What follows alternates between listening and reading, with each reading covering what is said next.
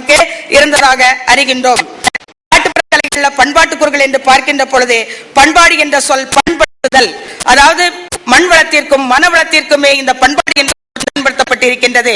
நம்ம கலித்தொகையில் பார்த்தோம் என்றால் இங்கே பண்பனப்படுவது பாடறிந்து ஒழுகல் என்று கலித்தொகை சொல்கின்றது. பண்புடையார் பட்டுண்டு உலகம் அத்து என்றேல் மண்புக்கு மாய்வது மண் என்று திருவள்ளுவர் குறிப்பிட்டார். இந்த பண்பாட்டு கூறுகள் நமக்கு இன்றியமையாத கரகாட்டம் அப்படிங்கிற ஒரு ஆட்டம் நம்ம கலைகள்ல ஒன்று. அந்த நிகழ்ச்சிகளை பார்க்கின்ற பொழுது கரகம் தமிழ்நாட்டில் தெய்வ வழிபாடாகவும் தொழில்முறை கலைஞர்கள் ஆடும் கலை வடிவமாகவும் இரட்டை பிரிவு எடுத்த கரகம் பற்றிய விவரங்கள் சங்க இலக்கியங்களில் குடக்கூத்து இடம்பெற்றுள்ளது.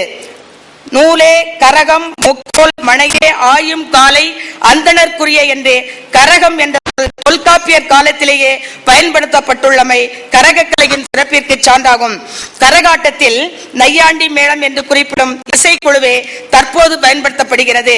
இவ்வாட்டத்தில் நாதஸ்வரம் 2, தவில் 2, பம்பை 2, தமுக்கு இசைக்கருவிகள் இடம்பெற்றிருக்கும். இசைக்குழுவில் 7 பேர் இடம்பெறுவது வழக்கமாக இருக்கிறது. தமிழ்நாட்டின் கிராமப்புறங்களில் சக்தி வழிபாடு போற்றத்தக்கதாக விளங்குகிறது. அம்மனாக கொண்டாடப்படும் திருவிழா நாட்களில் அம்மனின் ஆலய வளாகத்தில் ஆலய பூசாரியோ ஊர் பெரியவரையோ அம்மனுக்கு பயபக்தியுடன் சக்தி கரகம் எடுப்பது வழக்கம். தொழில்முறை கரகம் என்ற மற்றொன்றும் உள்ளது. இது மண்பானையை தலையில் வைத்து அது கீழே விழாமல் ஆடும் நடனம். பானையில் சமைக்காத அரிசி வைத்து அதை மலர்களாலும் வண்ண துணிகளாலும் அலங்கரித்து தலையில் வைப்பது வழக்கம். கரகத்தின் உச்சியில் காகிதத்தினால் செய்யப்பட்ட கிளி ஒன்று வைக்கப்படுகிறது. இசை கலைஞர்கள் இசைக்கும் இசைக்கு ஏற்ப கலைஞர்கள் ஆடும் போதே கிளியும் அசைந்து ஆடுவது போலவும் பறப்பது போலவும் தோன்றும். இப்பொழுது எல்லோருமே மண்பானையை வைத்து ஆடுவது கிடையாது. கரகத்திலே வெங்கலம் பித்தளை அந்த மாதிரி சொம்புகளை வைத்துக் கொண்டு சிலர் அதை சிறப்பாக ஆட முடியாத காரணத்தினால் தலையிலே கயிறு வைத்து கட்டி கொண்டு ஆடுவதாக கூட இந்த கலை இருக்கின்றது. ஆனால் இந்த கலையில் சிறப்பு பெற்றவர்கள் இந்த மூலம் மாறாமல் ஆடினால் இன்னும் நம்முடைய பண்பாடு பாதுகாக்கப்படும் என்பது அந்த பண்பாட்டு கூறுகளில் ஒன்றாக திகழ்கிறது. இங்க இந்த பண்பாட்டு கூறு என்று பார்க்கும் பொழுது இது ஒப்பனை செய்கிறார்கள். அந்த ஒப்பனை நம் மண்ணிற்குரிய சாயங்கள் வண்ணங்கள் முகத்தில் பூசிக்கொள்கிறார்கள். உடல் முழுவதும் சந்தனம் குங்குமம் விபூதி பூசப்படுகிறது. நடனம் ஆடுவதற்கு ஏற்ற வண்ண ஆடைகள் இறுக்கமாக அணியப்படுகிறது. இக்கலையில் இசைக்கப்படும் கருவிகள் நம் நாட்டில் பாரம்பரிய இசைக்கருவிகளாகும்.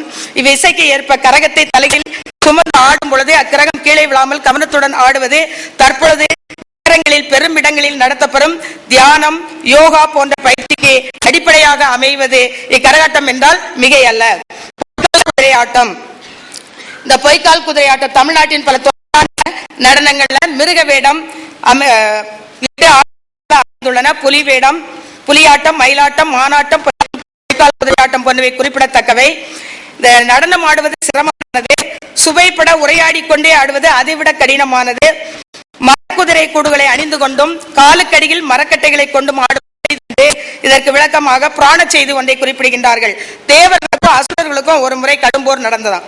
அப்படி நடக்கின்ற பொழுது இந்த அசுரர்கள் தேவர்கள் மீது பாம்பு தேள் போன்ற இந்த ஜந்துக்களை தேவர்கள் மேல் ஏவி விட்டார்களாம். அப்படி ஏவுகின்ற பொழுது இதை சமாளிக்க முடியாமல் தோல்வியில் தழுவ வேண்டிய சூழ்நிலை ஏற்பட்டவுடன் தாயே சரணம் என்று துர்க்கையை பணிந்தார்களாம். அப்படி பணிகின்ற பூச்சிகளிடமிருந்து தப்புவதற்காக அந்த தேவி துர்க்கை தன்னுடைய காலில் கட்டையை கட்டப்பட்டுக் கொண்டு அவர்கள் மீது போர் புரிந்து அசுரர்களை கொன்றதாக அந்த செவிமடல் செய்தி நமக்கு கிடைக்கின்றது. இந்த இவ்வாட்டத்தை ஆடும் கலைஞர்கள் ராஜாராணி போன்ற வேல் சட்டை அணிகிறார்கள். இது நம் நாட்டு மன்னர்களால் ஆட்சி செய்யப்பட்டதை நமக்கு நினைவூட்டுகிறது. மேலும் தீமை ஆதிக்கம் செலுத்தினால் இறுதியில் நன்மையே வெல்லும் என்பதையும் இந்த நாட்டியம் நமக்கு உணர்த்துகிறது. நாட்டியம் ஆடும் போது கையில் வாள் அல்லது சாட்டையை வைத்துக் கொண்டு ஆடுவது வழக்கமாக இருக்கிறது. இந்த கலைக்கு இசைக்கருவியாக நையாண்டி மேளம் தவில் பாண்டு வாத்தியம் வாசிக்கப்பட்டு அதற்கேற்ப இதில் நடனம் ஆடப்படுகிறது. கூத்து என்பது மிக பழங்கால கலை. இந்த நாடக நாட்டிய கலையாக சிலப்பதிகாரத்தை பார்க்கிறோம். இங்க பழமொழிகள் கூட இந்த கூத்தை பற்றி சொல்லுகிறது. ஊரு 2 பட்டா கூத்தாடிக்கு கொண்டாட்டம். கூலிக்காரன் மேற்கே பார்ப்பான் கூத்தாடி கிழக்கே பார்ப்பான்.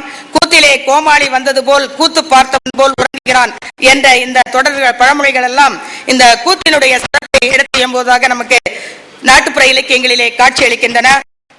திருக்குறளிலே கூத்தாட்டு அவை குலாத்து அற்றே பெருஞ்ச அது இழிந்து அற்று என்று வள்ளுவர் கூத்தை பற்றிய செய்தியை குறிப்பிடுகின்றார். சிலப்பதிகாரத்திற்கு உரை எழுதிய அடியாருக்கு நல்லாரடிகள் இங்கே வீழ்ந்தாடல் நின்றாடல் என்று சொல்லி இந்த கூத்து பற்றிய செய்திகளை குறிப்பிட்டிருக்கின்றார். அதிலே மரக்கால் ஆடல் என்ற அந்த கூத்து வருகின்றது. இது காஞ்சிபுரம் மாவட்டத்திலே இந்த மரக்கட்டை கட்டை கூத்து என்று சொல்லக்கூடிய அந்த கூத்து மிக சிறப்பு வாய்ந்தது. அந்த கட்டை கூத்து வந்து காலிலே கட்டைகளை கட்டிக்கொண்டு ஆடி செல்லக்கூடிய பழக்கம் இப்பொழுதும் இருக்கின்றது. காலில் கட்டை கட்டிக்கொண்டு ஆடும் கூத்தை கட்டை கூத்து. இதிலே ஹார்மோனியம் என்பதை கால் பாக்ஸ் என்று குறிப்பிடுகின்றார்கள். இந்த இசைக்கருவி அதற்கு பயன்படுவது ஹார்மோனியம். அதை கால் பாக்ஸ் என்று சொல்லி குறிப்பிட்டு விட்டு இசைக்கு ஏற்றவாறு மரக்காலிற்கு அடியில் கட்டப்பட்டு இசைக்கும் கருவி என்று குறிப்பிடுகின்றார்கள். குழந்தை பேரு முதலியன வேண்டி சிலர் உள்ளூர் தெய்வங்களுக்கு பிரார்த்தனை செய்து கொள்வார்கள். பண்பாட்டு கூறு விரும்பிய வண்ணம் எண்ணம் நிறைவேறிய பிறகு ஊரில் கூத்து நடக்கும் சமயம் அவர்கள் கூத்து செய்யும் அந்த குழுவை அணுகி தங்கள் செயலில் ஒரு நாள் கூத்து நடத்த வேண்டும் செலவில் என்று கேட்டுக்கொள்வார்கள். குழந்தை பேரு கிடைத்தவுடன் கூத்து நடத்தப்பட்டாலும் பண்பாட்டு கூறுகள் ஒன்று வேண்டுதல். இறைவனை வேண்டுவது நம்முடைய எங்களுடைய பண்பாட்டு கூறாக இருக்கிறது. அவற்றுள் மிக முக்கியமான ஒன்று குழந்தை பேரு என்பதையும் நினைவு கூறுவது நமது பண்பாட்டு கூறாகும். இங்கே திரௌபதி அம்மன் கோவில் திருவிழாவில் அக்கினி மிதித்தலின் போது கூத்து நடத்தப்படுகிறது. கூத்து குறவஞ்சி நாடகமும் இதனுள் அடங்கும். கிராம மக்களின் சமய சடங்குகளில் ஒன்றாகவே கூத்து விளங்குகிறது. தமிழ்நாட்டில் துர்க்கையம்மன் வழிபாடும் கிராமிய காவல் தெய்வமான ஐயனார் வழிபாடும் மிகவும் புகழ்பெற்றவை. இந்த கோவில் திருவிழாக்களில் இந்த கூத்து ஒரு பகுதியாகவே கருதப்படுகிறது. முற்காலத்தில் மகாபாரதம் ராமாயணம் ஆகிய இதிகாச கதைகளே கூத்தில் கதைகளாக பயன்படுத்தப்பட்டு வந்தன. 20ஆம் நூற்றாண்டில் இருந்து கூத்து மக்களின் விழிப்புணர்வை தூண்டும் வகையில் அவர்களது சமூக பொருளாதார பிரச்சனைகளை விளக்கும் கதைகளை மையமாக வைத்து நடத்தப்பட்டு வருகிறது. இக்கலைக்கு பெரிதும் துணை நிற்பது பக்கவாத்திய கலைஞர்களின் இசையான ஹார்மோனியம், மிருதங்கம், முகவீணை, தபலா மற்றும் தாளவாத்தியங்கள் ஆகும். அடுத்த காவடி ஆட்டம் பார்த்தீங்கன்னா முருகனுடைய வழிபாட்டு கூறு. நம்ம முருகன் வந்து குறிஞ்சி நிலத்திற்குரிய தெய்வமாக தொல்காப்பியத்திலே சொல்லப்பட்டிருக்கின்றது. 5 தெய்வங்களிலே அங்கே முருகனை வழிபாடு செய்கின்ற பொழுது இங்கே காவடி ஆட்டம் நடைபெறுகிறது.